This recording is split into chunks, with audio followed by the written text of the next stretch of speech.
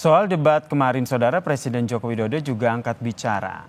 Menurut Presiden Joko Widodo, saling serang tidak apa-apa asal menyoal kebijakan dan visi misi, bukan serangan ke pribadi capres.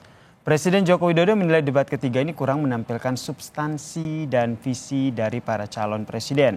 Debat kemarin yang lebih terlihat justru saling serangnya. Joko Widodo pun menyoroti saling serang antar capres dan juga cawapres di debat ketiga ini.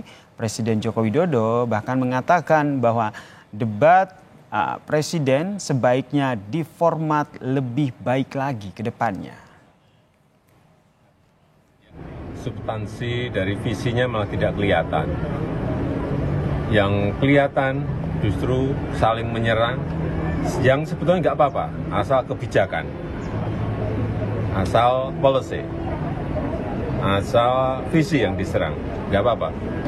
Tapi kalau sudah menyerang personal, pribadi yang tidak ada hubungan dengan konteks debat tadi malam, mengenai hubungan internasional, mengenai geopolitik, mengenai pertahanan, dan lain-lainnya, saya kira kurang memberikan pendidikan, kurang mengedukasi masyarakat yang menonton, sehingga debatnya memang perlu diformat lebih baik lagi, ada rambu-rambu,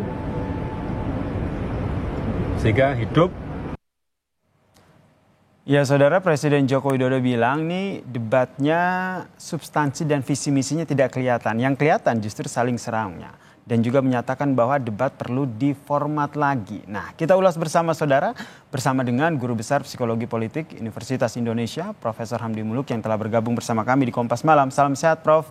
Jadi menurut Prof, sependapat nggak dengan apa yang disampaikan oleh Presiden Joko Widodo? Substansi visi misi itu nggak terlalu kelihatan nih, lebih banyak saling serangnya. Iya, ada benarnya juga. Mungkin tidak seluruhnya benar, maksudnya kritik Pak Presiden itu bahwa semalam ada juga debat substansi, ada. Ada, oke.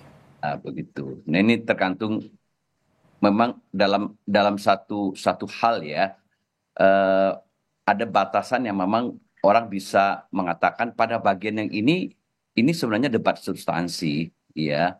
Tapi bisa juga orang mempersepsikan ini sebenarnya serangan pribadi gitu loh, lebih bukan pada substansinya gitu loh. Oke, kalau serangan pribadi contohnya apa nih, Prof?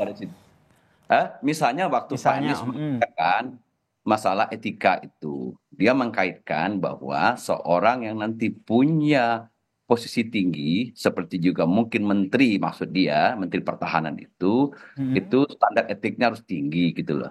Tapi pada bagian ini kalau saya menilai ya, lebih banyak bahasa anak sekarang itu maksa sih sebenarnya. Maunya memang menyerang Pak Prabowo gitu loh. Artinya dipaksakan dia mengambil posisi itu wakil Anda itu kan menjadi kontroversial dalam seluruh rangkaian putusan MK dan seterusnya itu. Nah, itu juga debatable sebenarnya. Tapi kan ini tidak ada kaitannya sama sekali dengan substansi debat malam ini tentang pertahanan, keamanan, politik luar negeri, dan seterusnya begitu. Baik. Ya, pertanyaan umum bahwa misalnya seorang pemimpin memegang etik gitu, itu kan berlaku di semua hal. Besok misalnya saya bayangkan ya, debatnya tentang energi, nanti bisa lagi dipaksakan gitu, keluar lagi itu masalah etik itu. Jadi dalam konteks ini saya melihat sekali Pak Prabowo itu memang marah dia sebenarnya gitu. Marah betul, dia kesal gitu ya. Sampai responnya sedemikian rupa, dia mengatakan Anda tidak pantas bicara etik. Setelah itu saya mungkin, dan juga mungkin pemirsa yang lain, menerka-nerka itu Yasir.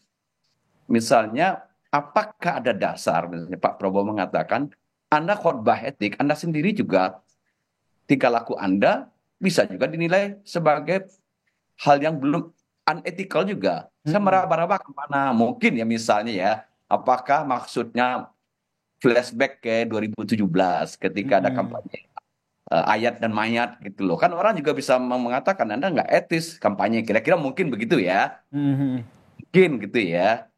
Jadi saya juga tidak tahu gitu loh. Nah, tapi bagi Pak Prabowo jelas sekali dia mengatakan Anda keluar dari topik gitu loh. Kalaupun nggak keluar, ya sedikit maksa lah. Ya kalau kita bicara etika itu kan umum ya, apapun tema debat nanti bisa dikaitkan lagi begitu. Oke, Prof. Tapi kalau kita lihat dari keseluruhan debat tadi seperti kata Anda memang ada bagian yang tidak terlihat substansi. Tapi kalau dipresentasikan begitu, ini komposisinya seperti apa di antara substansi, visi misi dan juga saling serang personal? Seingat saya sebenarnya soal serang menyerang personal itu yang paling dramatik itu mungkin diingat pemirsa juga, Hmm. momen satu sebenarnya pada waktu Pak Anies bilang eh, soal penguasaan lahan 3.004 35 berapa 35.000 hektar. 340.000 kalau tidak salah. 340.000 hektar kenapa tidak Hmm. dibuatkan saja buat rumah prajurit gitu loh. Ya kan begitu kan. Nah ini kan juga sebenarnya maksa ya bahwa orang ya dulu siapapun tidak hanya mungkin Pak Prabowo, berapa banyak orang yang punya penguasaan lahan puluhan ribu hektar untuk HPH ya biasanya itu kan HPA ya atau tambang dan seterusnya gitu loh. Nah pertanyaannya apa kaitannya dengan perumahan TNI? Kan dua hal yang berbeda begitu loh. Ya, jadi ini kayak debat kusir aja gitu loh. Jadi Hmm. maksudnya maksa sih sebenarnya. Ya walaupun kita paham bahwa politik adalah seni membuat delegitimasi terhadap lawan politik sekecil apapun kesempatan yang ada gitu loh.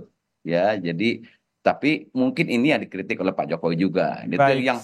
Hmm. yang satu lagi yang tadi persoalan mengungkit lagi persoalan wakilnya Pak Gibran itu gitu loh. Jadi itu eh, di di luar Hmm. itu ya menurut saya sih masih on the track lah, masih On the bicara track ya, substansi visi misinya masih ada. Tapi kalau kita ya, lihat juga nih akhirnya bermuara pada Presiden Joko Widodo nih. Debat pertama, kedua tidak berkomentar, debat ketiga nih akhirnya berkomentar dan meminta agar format debat Pilpres ini diperbaiki. Nah sebelum dijawab itu, saya mau minta komentar dari Prof. Hamdi Muluk dulu nih sebagai psikologi politik. Kenapa akhirnya pada debat ketiga ini baru Presiden Joko Widodo berkomentar?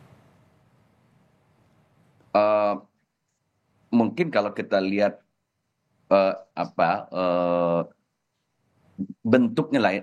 Mm-mm. Kalau kalau yang pertama ya serangannya tuh masih eh, belum setajam sekarang untuk menyasar personal begitulah dan juga Oke. reaksi Pak Prabowo juga nggak sepertinya nggak semarah ini gitu loh. Mhm. Jadi kalau kita lihat itu kan memang ini betul-betul menimbulkan reaksi emosional personal yang lebih kuat gitu loh. Nah pada waktu debat pertama kan Prabowo-nya masih bisa senyum-senyum saya lihat itu diserang itu. Mhm. Ya bahkan waktu diserang soal apa ya soal HAM ya dia masih bisa tenang gitu loh. Tapi mungkin saya nggak tahu ya eh, apa dia kesal betul gitu kelihatan tuh dia kesal soal di dua titik itu saya lihat tadi gitu. Sehingga akhirnya Presiden Joko Widodo juga melihat bahwa ini saling serang personalnya ini semakin mengerucut, begitu, semakin terlihat ya. Ya Jadi itu yang atau jadi bisa pembicaraan juga publik ketimbang membahas soal visi misi dan juga adu gagasan pasca apa capres, apa pasca debat mungkin Pak begitu ya. Presiden ingin memberikan kesan saja apa pesan gitu loh Heeh. untuk ada dua debat lagi supaya kembali ke rel lah kira-kira begitu. Jadi KPU membuat rambu-rambu. Sungguh pun nanti bahwa Mhm. misalnya pertanyaan menyerang personal itu kan muncul ketika pertanyaan bebas ya, Betul. bukan panelis ya. Heeh. Ya, dari panelis kan substansi betul. Jadi pertanyaan bebas dari kandidat. Nah, itu harusnya KPU mau rambu-rambu. Walaupun ini pertanyaan bebas, koridornya tetap tema, substansi, tema, visi misi, bukan misalnya dimanfaatkan untuk melihat celah menyerang orang secara kelemahan personal begitu. Oke. Ya mungkin kalau dicari-cari ya setiap orang ada aja kelemahan personalnya. Mhm. Nanti kita manfaatkan, kita bungkus dengan topik gitu kan. Tapi menurut saya setuju ini tidak terlalu elegan lah. Kalau kita mau maksudnya debat ini adalah kritik kebijakan, ya kebijakannya yang kita kritik gitu. Jangan mengkritik personal begitu ya. Ya betul. Kedepannya menurut Anda nanti setelah dapat kritikan, bisa kita katakan seperti itu dari Joko Widodo, minta format debat Pilpres ini diperbaiki. Langkah dari KPU seperti apa menurut Anda untuk dua debat kemudian? Ya mungkin yang paling mungkin itu menurut saya menegaskan lagi pertanyaan-pertanyaan yang datang dari kandidat itu ya memang eh, harus relevan sesuai dengan tema. Jadi apa mempertanyakan visi misi begitu. Itu yang Oh. paling mungkin menurut saya gitu.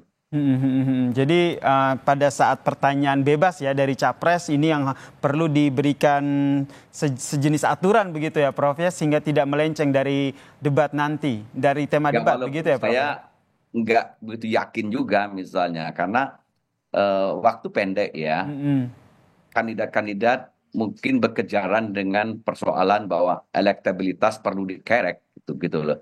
Sekecil apapun kesempatan untuk melakukan legitimasi terhadap diri sendiri dan legitimasi terhadap lawan itu akan dilakukan begitu. Karena waktu sudah semakin pendek menjelang 14 Februari gitu. Oke, jadi saling serang pribadi maupun substansi juga masih akan mewarnai ya debat ketiga dan dua debat terakhir nanti ya Prof ya. Terima kasih Guru Besar Psikologi Politik Universitas Indonesia Profesor Hamdi Muluk telah bergabung bersama kami di Kompas Malam. Salam sehat Prof.